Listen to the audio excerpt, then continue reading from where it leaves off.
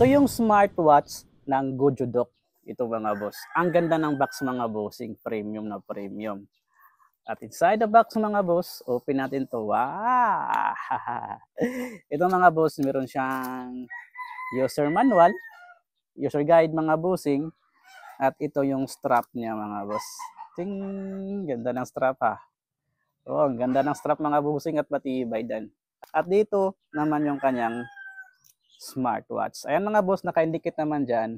Place charge to activate the watch before you use it. So para ma-activate itong mga bossing, itong watch na to, i-charge muna natin.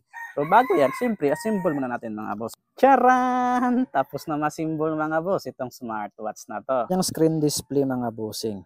Ayan.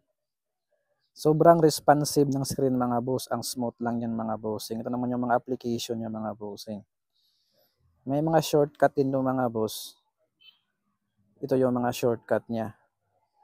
Yan yung calorie mo, heart rate, blood oxygen, yung sleep mo mga bossing. So may mga monitoring din to mga boss. So bagay na bagay itong smartwatch na to mga bossing. Ito mga boss, lagay natin sa braso natin. Ang angas. Ganda ng feel mga bossing oh.